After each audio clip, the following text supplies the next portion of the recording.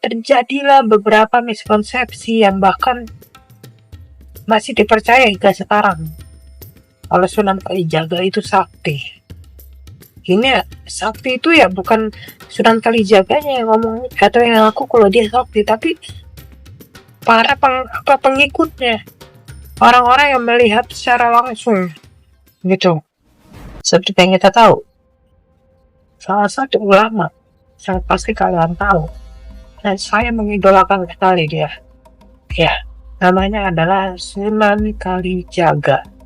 Nah hebatnya Sunan Kalijaga ini, dia menyebarkan Islam secara secara perintis atau secara pelan-pelan. Nah, ada salah satu ucapan Sunan Kalijaga yang menurut saya sangat bagus, yaitu jangan buru-buru mengislamkan, tapi selamatkan dulu hati dan budinya. Ini kata-kata yang sangat mendalam menurut gua. Dan Sunan Kalijaga itu toleran, ya. Anda mau masuk Islam silakan, gak mau ya udah gak apa-apa. Bahkan dia berteman dengan orang-orang yang berpengaruh, orang-orang yang bukan beragama Islam, orang-orang non-Muslim, orang-orang Hindu-Buddha, politikus Hindu-Buddha, dan lain-lain. Sunan Kalijaga tidak berpolitik seperti sunan-sunan lainnya, Sunan Giri, Sunan Kudus, yang berpolitik di kerajaan Demak pada saat itu. Tapi Sunan Kalijaga tidak.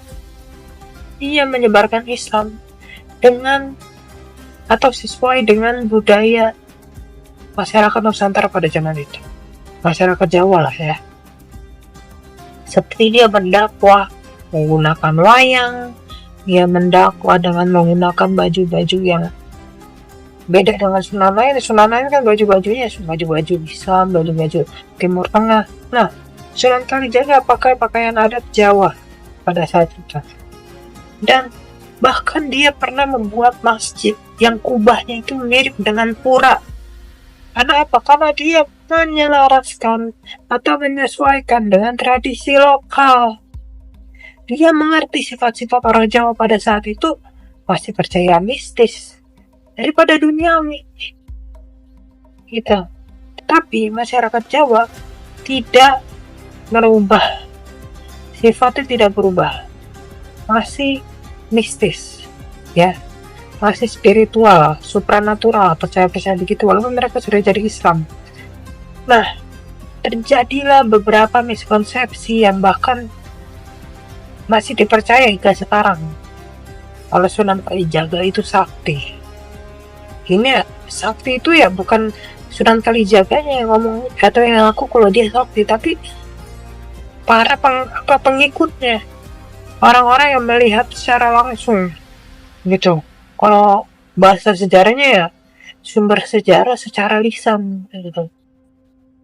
Ya sebenarnya bukan sejarah, ini cuma mitos. Saya bisa menjelaskan ini secara sains atau ilmiah ya. Pertama, berjalan di atas air. Kalian tahu, pada saat itu orang Jawa melihat Sunan Kalijaga tiba-tiba di jalan di atas air, yang padahal aslinya itu air dangkal. Tapi masyarakat atau orang-orang yang melihat Sunan Kalijaga pada saat itu melihat secara jauh, sehingga mengira kalau itu adalah air yang tidak dangkal. Makanya mereka mengira dia berjalan di atas air. Mengingat kembali latar belakangnya yang lama, dekat dengan agama, ditambahkan hal tersebut, makin percaya mereka kalau wah sakti ini orang. Yang kedua, umurnya yang panjang. Umur panjang ini adalah hal yang disalahartikan oleh masyarakat. Bahkan ada masyarakat yang masih percaya kalau dia masih hidup. Ya, masih hidup. Tapi bukan orangnya, ajarannya. Ajarannya yang abadi. Orangnya sudah meninggal, sudah wafat, tapi ajarannya yang akan tetap hidup. Ini yang salah diartikan, disalahartikan gitu. Orang kiranya dia masih hidup, padahal ajarannya yang masih hidup. Gitu. Sampai sekarang ajarannya masih dipakai Sunan Kalijaga. Ketiga, dia bisa mengislamkan benda mati. Ini juga punya makna yang sangat dalam. mengislamkan benda mati. Dia bukan mengislamkan benda mati, tapi dia mengislamkan orang yang hatinya bahkan sudah susah untuk diislamkan.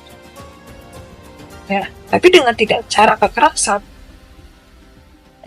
Secara ilmu yang dia keluarkan, bukan ilmu supranatural, ilmu pengetahuan yang dia keluarkan, bagaimana agama Islam mengajarkan hal-hal baik, bahkan hati orang yang tadinya batu bisa masuk Islam oleh Sunan Kalijaga. Ya, ini maknanya dalam, bukan benda mati ini batu, tiba-tiba batu itu punya agama, enggak. Orang yang punya hati seperti batu yang susah, atau batu dibilangin lah, usaha dikasih nasihat, Sunan Kalijaga bisa menghadapi orang seperti itu. Dan katanya Sunan Kalijaga berdakwah di dua tempat sekaligus yang jaraknya sangat jauh. Padahal itu bukan Sunan Kalijaga, tapi orang yang mengidolakan Sunan Kalijaga dan tahu sependapat dengan Sunan Kalijaga kalau menyebarkan agama Islam itu harus melaraskannya dengan budaya lokal gitu. Bisa itu orang ikutin Sunan Kalijaga pakai pakaian adat Jawa dan mendakwah pakai pakaian adat Jawa, gaya dakwahnya kebetulan sama, tapi orang mengira, wah ini orang Sunan Kalijaga nih, kok dia bisa dakwah di dua tempat sekaligus. Ada tuh orang ya yang mirip Sunan Kalijaga, dia pakaian adat menyelaraskan dengan budaya lokal pada saat itu. Ya karena pada saat itu yang identik orang atau ulama Islam yang menyebarkan Islam dengan menyelaraskan dengan budaya lokal itu cuma Sunan Kalijaga. Dia tidak, tapi masyarakat pada saat itu tidak tahu kalau banyak orang yang mengidolakan Sunan Kalijaga dan ingin menyebarkan agama Islam dengan cara Sunan Kalijaga. Tapi orang ngira, ya ini Sunan Kalijaga, dia bisa berbicara di berbagai tempat, berdakwah di berbagai tempat dalam satu waktu.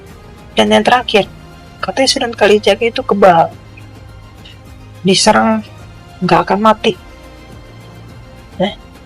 Bayangkan, orang paling toleransi pada zaman itu Sunan Kalijaga, ya, yang berteman dengan orang non-muslim, yang menyebarkan Islam dengan tidak adanya paksaan, banyak yang mengidolakannya, jarang yang dibenci.